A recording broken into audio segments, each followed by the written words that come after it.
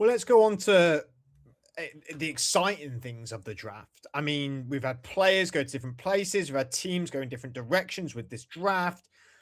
And ultimately, there's going to be a lot of media out there of grading teams or etc. and stuff like that. But we're just going to say sort of some teams or players that we like the fit, we like where they've gone, and we like what's going on. We like the mindset of it. So, I mean, it's your guys to pull to the table. What really struck you once it was all said and done about the draft?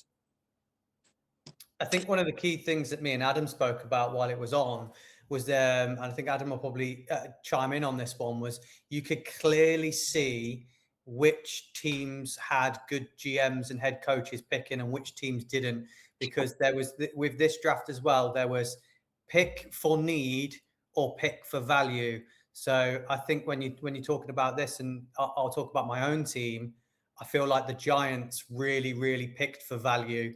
And that shows you their mindset of we don't need an edge rusher, but we're going to take one. He's the best value. You can never have enough. You know, the wide receiver might be there later on in the draft, but we're going to take an offensive lineman because he's the best offensive lineman on the board, and we're going to take him. So I think there was some teams that were really sensible, and I will highlight the Giants as one of them, of picking value in this draft. So I think that was a big set for me. It did feel really strange at the very beginning of the draft, and I think that's kind of where Andrew's sort of talking it. So, like, I mean, I've kind of been a big sort of advocate for David Bailey. I think he's a really good edge rusher, and that he'll do really well in the NFL. He's not Arvell Reese. That's kind of how I would look at it. And so you sort of think to yourself, okay, well, the Jets are at number 2. Well, that kind of felt like not a completely stupid move to make, but I just kind of felt like Reese was the player, the one that kind of made most sense. You get a lot of people who are sort of like close to the Jets were coming out and saying that they felt that Reese made a lot more sense for them rather than what David Bailey was. Then you have the Cardinals at 3, who just go and take Jeremiah Love, which is, again, you just sort of think, okay, so you've just given up on Arvell Reese as well. You've taken Jeremiah Love, a running back. You've got 3 running backs already. You know, you've got James Conner, Trey Benson. You've just brought in Tyler Algier. What's the logic of this then? You know, where's the theory behind this? Because your defense needs help. Your O-line needs help. And yet you've decided to go and do that. Okay, that's odd. Tennessee Titans 4, Carnell Tate. Yeah, okay, it's not as egregious as what the Cardinals have done, but at the same time, you know, you've given up someone like Reese, who you kind of feel like surely a head coach like Robert Saleh would love him. You know, that just makes sense, and it feels weird. And you've gone and taken a wide receiver. Why? Sorry. So you're more saying that for the Giants, Reese fell into their lap. Yeah. Oh God. Yeah. Absolutely. Because actually, when you think about it, it's the one position they don't need. Like, and yet they did the complete opposite to what them other ones did in a way, where they went, well, we've got loads of this position, but we're still going to take him because he's the best player. Whereas for the others have kind of gone, well, he's the best player, we think he's the best player but there. We don't need him. But we don't need him. We need a wide receiver. So they picked need over value. It's very peculiar, and it kind of just felt a little bit like, okay, that's just a really weird thing to do. And so, and it was something that you were saying, Fred, last week when we were doing the draft, you know, the mock draft for it, and you come out and go, some of these organizations that have made bad decisions all like for years wouldn't be a shocker if they make a shocking decision again. And you sort of think to yourself, not so much the Jets, but they are kind of included in this. But the Cardinals and the Titans are 2 teams that have made shocking decisions over the years. And it just kind of felt a little bit like they went and did it again. I mean, this was meant to be the positive section, and I feel like we've just gone negative and negative and negative. Well, I give you the positive, didn't I? Mine was, Adam just give you the flip side. Mine was there were some teams in here. I think that the Chiefs, let's go back to what I was saying. I think the Chiefs had what an absolutely sensational offseason, including this draft. So they've gone, what do we need? Where's the value? Well, we need cornerback, we need edge, we need running back. So they go out and get the best running back in free agency. They trade up to get the best cornerback in this draft. And then, what they take Peter Woods, who's the best defensive tackle in this draft. They've come away with players that are the best at their position and a need for them as well. They addressed edge rusher a little bit later on, didn't they? With a player I really liked. Let me just get that. Mason Thomas. I had him as a round one in my mock draft one. I had him as a round one in my my final mock draft. I think he slipped under the radar and he's got real high potential day one starter for them if they wanted him to be. So for me, Cardinals, another organization making really sensible picks for them, getting arguably, like I say, best cornerback, best defensive interior, and an extremely talented edge rushers, all areas that they needed and got value at. So there's another team for me that picked value and picked well. You said Cardinals, then, but you meant the Chiefs. Chiefs, sorry, Chiefs. Yeah, no, it's okay.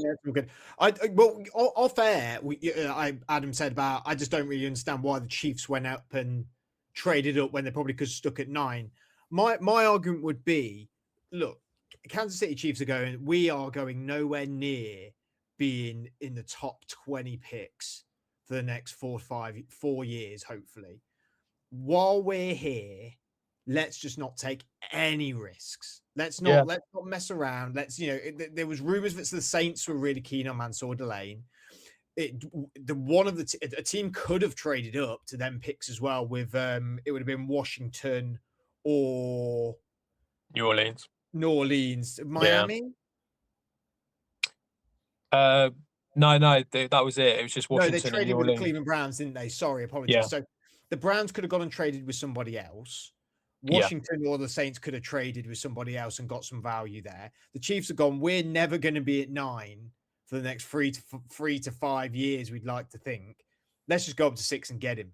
And we've got that back end, and we'll see what happens with it. And actually, for them, I can imagine the building they went, Pete Woods just fell into our lap, who, for people who don't know, Pete Woods at the start of the 25 season was seen as a potential number 1 pick, wasn't he? Only 5 months ago he was a top 5 pick. Only 3 months ago he was a top 10 pick.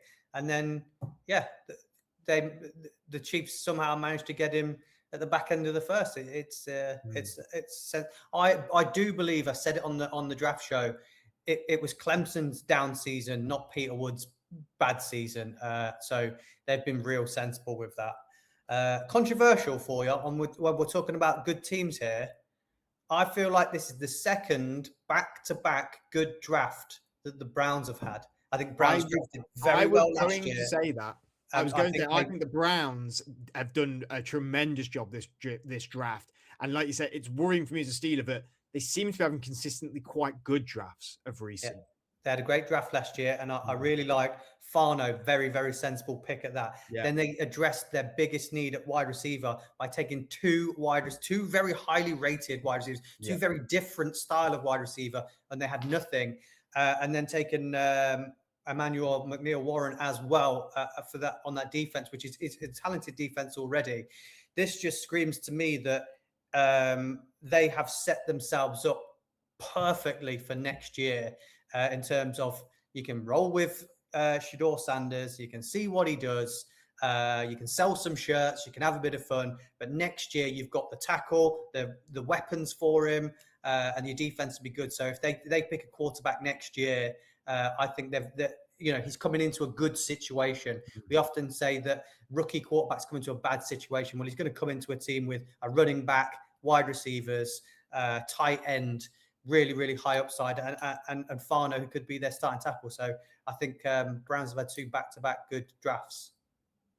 Can I push back ever so slightly on that? Go on. I think if you have got 4 picks in the top 58, I think you and I could have a good go at it. I mean, yeah, but That's this is all the I'm Still saying. got, you've It's still got all, to make good picks, though, Adam. yeah, it's all well and good saying they've had a good draft, but if you've got that sort of ammunition, we would be you should have a good would we draft. be That's sitting all there I'm saying saying. that if they'd gone Ty Simpson, I don't know, like But why would no? Absolutely. I mean, but what I'm saying is, I don't think you can necessarily come out and say that what they've done is great, considering it's. To me, I feel like they were obvious picks. yeah, in a Like way. we all could have, like I say, if put us in charge of it, we could have done that. Do you not think though they've nailed the criteria to set up for future though? Yeah, absolutely. I think, but I'm just saying, Which is there's a something limit. that the That's why I said Browns I have just wanted to notoriously push back not a done. little bit. I'm just Yeah, saying, it's like, let's not get too excited about the fact that they've picked 4 starters when in the top 58 they should have picked 4 starters. but Do they you picked think? to help them though, haven't they? It's not, you know, they could have picked Sadiq when they've already got Fannin. They could have picked Love when they've already got Judkins. You know, I know they couldn't have got those players, but those positions, but you know, they could have made the wrong But- choices. Yeah, but do you not think they're obvious moves? Adam, this was a point that I heard on another podcast earlier today, and I actually came away from it thinking that's actually really, really smart. Is that because of people would say it's not as an exciting draft class, it's not as deep with talent, etc., etc. Is that some teams went out there and just went, we're not looking to retool, we're just looking to make as much depth as possible. So you look at someone like the Chargers, who took out of their 1, 2, 3, 4, 5, 6, 7, 8 picks, they took 4 offensive linemen. Half their draft was offensive linemen. And yes, they had both their tackles injured last year, but their offensive line with them tackles is really good. And what they've gone is, right, we're not going to go get a star in this draft. But what we'll do is we'll just completely solidify depth in something that is very much needed in terms of your trenches. Some teams have done that, and do you think that's a wise decision to do? Yeah, absolutely. I mean, look, like for them, obviously the big issue was the O-line, wasn't it? So it kind of felt like it was obvious that they were going to go down that route. I mean, there's also, as well, sorry to add, they also went defensive tackle and edge. So 6 of their 8 picks were the trenches. Yeah. Well, I mean, yeah, I mean, that wasn't considering the team. It's not a massive shocker that was kind of where they were going, because that's sort of what they do, isn't it? It's like it's. Yeah, I agree with you. I think that this this draft was all about being able to pick up 3 or 4 starters. I think that was kind of what this draft was all about for every team out there. It was all about trying to pick up 3 or 4 starters, and if you can add depth to certain positions, then great. But unfortunately, I think you kind of had to go down that route, because it was sort of like the sort of depth just wasn't there. But I think this is kind of what we were saying about some of these other teams then that sort of at the beginning that kind of made these decisions, like the Cardinals and the Titans, to sort of go for the sort of flashy pick. It feels like they've let themselves down because they haven't been able to get the depth from other things, and it's just like, it's all right having that one guy, but it's not going to save your team. What's going to happen is you're probably both going to be in the same, roughly around the same position next year as you were this year. Can we have a little word on the Dallas Cowboys and both of your opinions on their drafts as well? Because they took Caleb Downs, who for some people is the best player in this draft. It's absolutely disgusting that he managed to make it all the way to Dallas, honestly. I told you. The Giants let themselves down big time there. I said that. I said he wouldn't go in the top 10. It's still positional value. It's still positional value for the safety. But their draft, I think they had a really good draft, to be honest with you. Not just Caleb Downs. I think they sought out what they needed to do, which was getting edge help. Malachi Lawrence, Jay-Sean Barham, and LT Overton do that for them. They've got a superstar in Caleb Downs. They get a bit of offensive line help, which they constantly need a little bit of depth there, I feel like. And then they've done a bit of a luxury pick in Anthony Smith at wide receiver in the 7th round. Devin Moore from Florida at cornerback in the 4th. they didn't have a second round pick. I can't remember whether they traded out of that or not. I think when we're looking around players and where they went, Caleb Downs, I mean, for him and his future, he's gone from biggest college program in the country in Ohio State to the biggest brand in NFL football. He's gonna his face is going to be the face of the NFL, isn't he? For me, I felt like the Caleb Downs pick was great. The fact that they got him when they got him worked out really well for them. Malachi Lawrence, I thought, I mean, it's a solid pick. I think that he'll be a decent edge rusher for them. Alti Overton at the position where they got him, I thought it was worth it. The rest of them, I think they're solid guys. There's nothing spectacular there, but they're solid, and I think to a certain extent that actually maybe is what the Cowboys need for a change.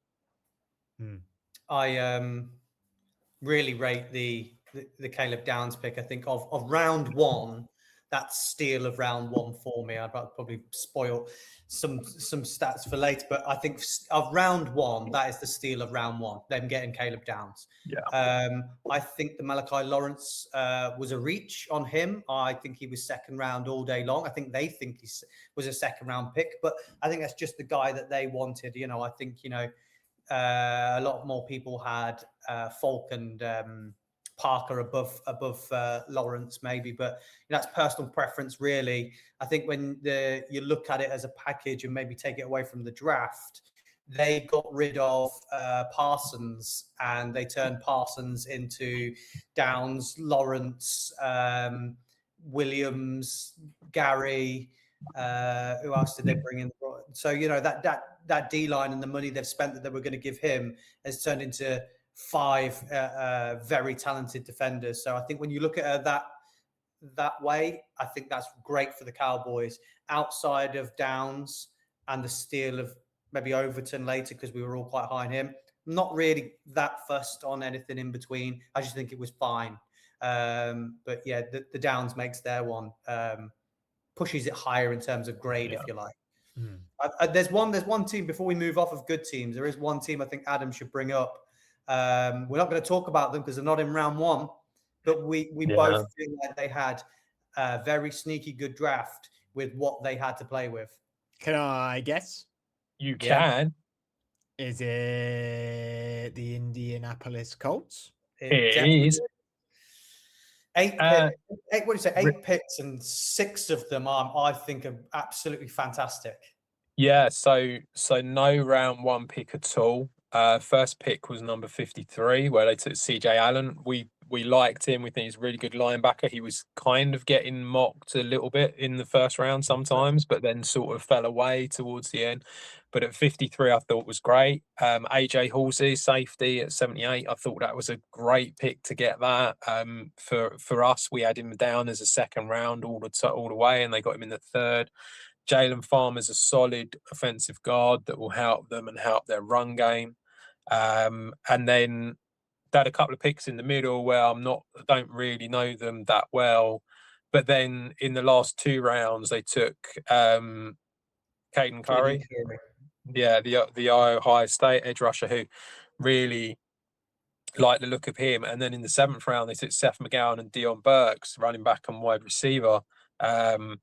And yeah, I mean, Dion Burks, I think, was he the one who was number 70 in Daniel Jeremiah's list or something? He had him as like way he high. Was going to be a day 2 pick. Yeah, way higher. And I don't know why, but he's fallen to numbers to round 7. But he's kind of got the he kind of has the body sort of type that kind of feels like he'll replace Alec Pierce quite well. And Seth McGowan, again, you know, we spoke about Seth McGowan in the running back show that in the top 10s. We didn't have him in the top 10, but we said that, issues, didn't we? Yeah, a lot of what he did was really good, and the talent was there, but he had a lot of off-field problems. And if he can sort himself out, then he could be very good. So again, another really good one. And you know, this is kind of what I mean when I talk about the Browns. And you know, I'm sorry, they've got all them high picks. You're going to pick good players. This is a draft here from the Colts where like I say, 6 out of them 8 picks we were quite happy with and thought that they you've got starters there who can really make a difference. They didn't have a single first round pick, and only 2 of them were on day 2 as well. So I think they did really well, and it's not really being spoken about that much because they didn't have that none of them are flashy kind of picks, but they didn't have that star round 1 pick.